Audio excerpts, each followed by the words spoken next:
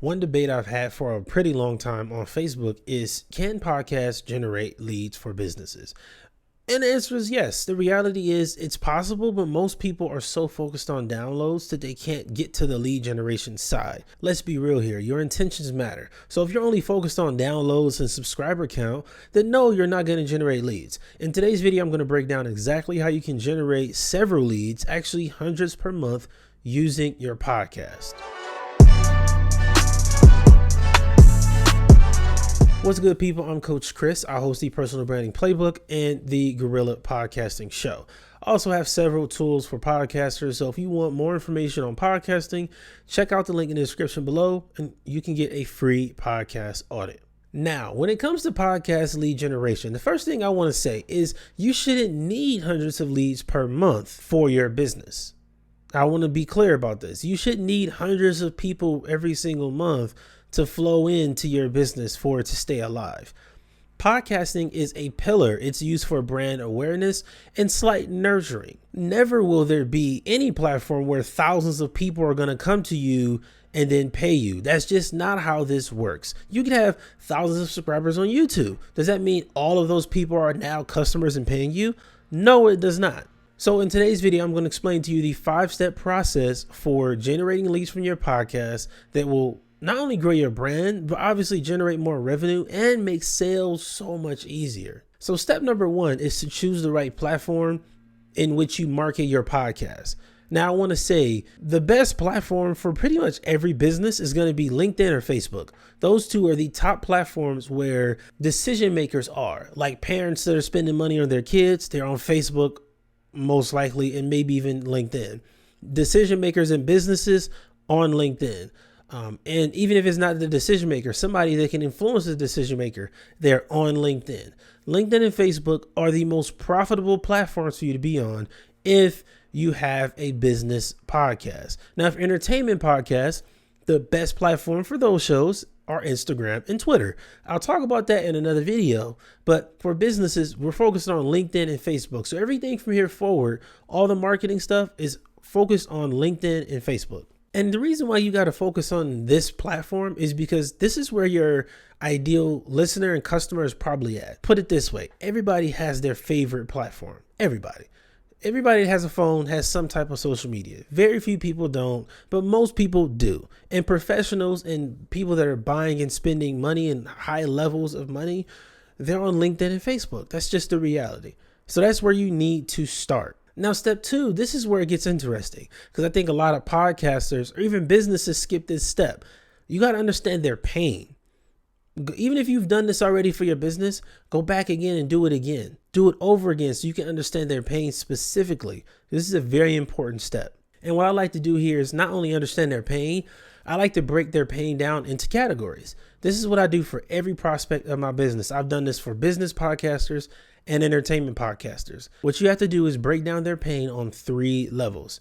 You got the regular pain, which is like, yeah, it's a problem, but they can live with it. It's not that big of a deal. You got the secondary pain where it's like, okay, this is something I want to take care of. It's a priority. It's on my list. I'm going to get to it. Number 3, the highest level of pain, that's something they have to deal with immediately. So let's go through. I want to give you some examples. Level 1 of pain for podcasters is usually like, yeah, I want to start a show. I kind of want to. I've been thinking about it. That's like level 1 because it's like podcasting is going to help me, but I don't know enough yet. So whatever. That's like level 1. It's not really a serious level. Level 2 of pain is usually with marketing, right? Podcasters that have been hosting their show for a few weeks or a few months, they're like, man, I'm not getting anything from my show. I need to figure out how to market my show. I need to figure out how to reach more people, get more listeners. That's an intense level of pain where it's like, okay, I feel this. I want to improve. It's on my list, but those people will spend weeks and months doing research before pulling the trigger and making a decision. Now, level 3 of pain, when you get down here, that's the serious pain where people are like, I need this problem fixed now. And usually that's with monetization. Now, I know that most podcasters don't make money from their show. 95% never make over $1,000. Because of that, I know that the average podcaster isn't making money from their show.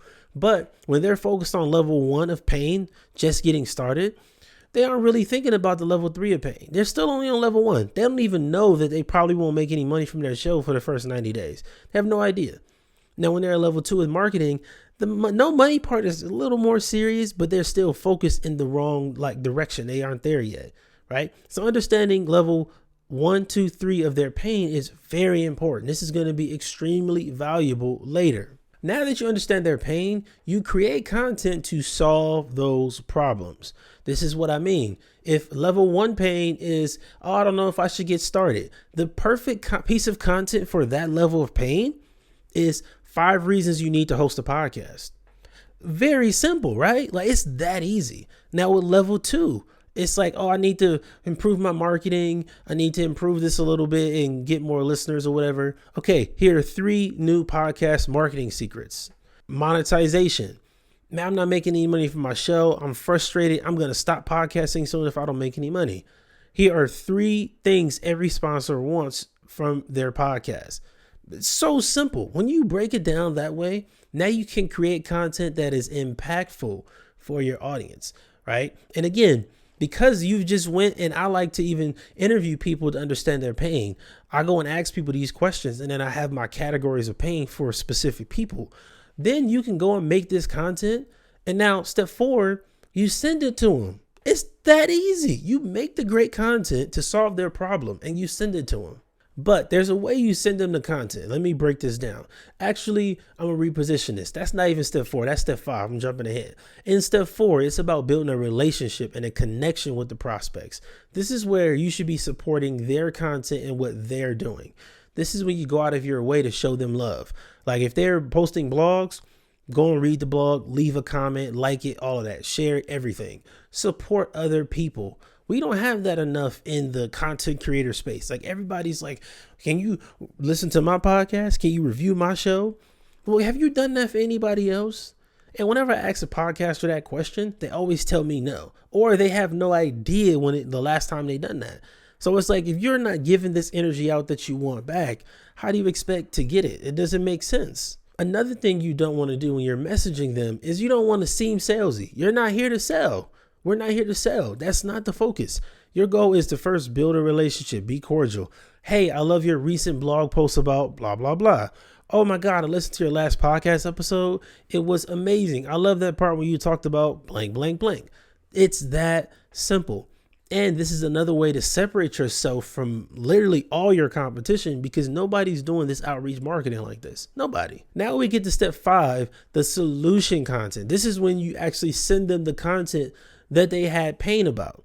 Now you're helping them solve the problem. So just imagine how you look to them from that different perspective. Imagine what it would be like if somebody sent you a message on LinkedIn and they just told you they love your content, and then they send you more content to help you with another problem.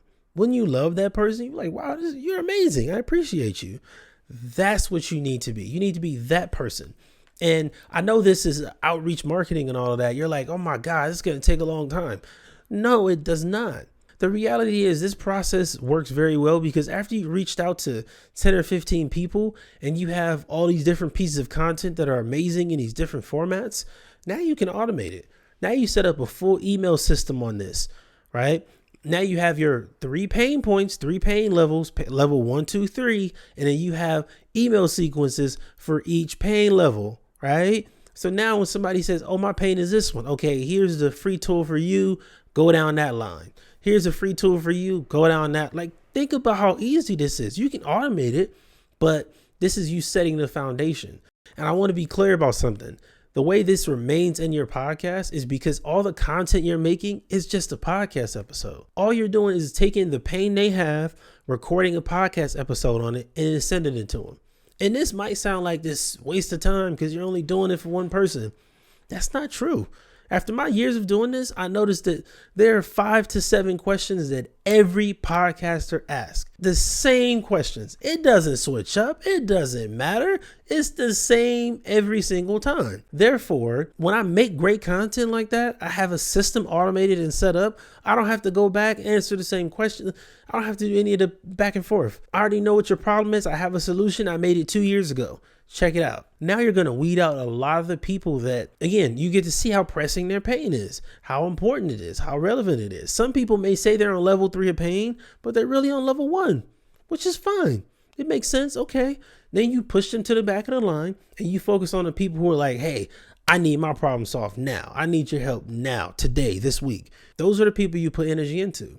And the way you weed them out is by this system I just explained of understanding their pain, creating amazing podcast episodes to go with it. Now, this is the strategy for you to, I promise you, to get not only high quality leads, but do it with consistency, right? Once you have the automation set up, it flows. And I'll say this too, this actually helps you get more podcast downloads because all the content you're sending them inside of your email sequences are just podcast episodes. So it's like, so now you have a system where on one side, you're getting their pain, you're understanding it, you create great content. And then later on, you have more content to send them to solve those problems. Using your podcast episodes is just a way for you to get in the door to start conversations because every sale starts with a conversation. It doesn't matter if you're selling on a sales page or on the phone or through emails. Everything has to start with some type of conversation. Now, after you have a massive brand and all of this stuff, you can sell fully automated. You don't have to do any work. But I know for the average business owner, for the average podcaster, this is what it's going to take. This is the kind of system you need to use. So I want to thank you so much for tuning in. Thank you for being here. Again, I'm Coach Chris. I'm your host.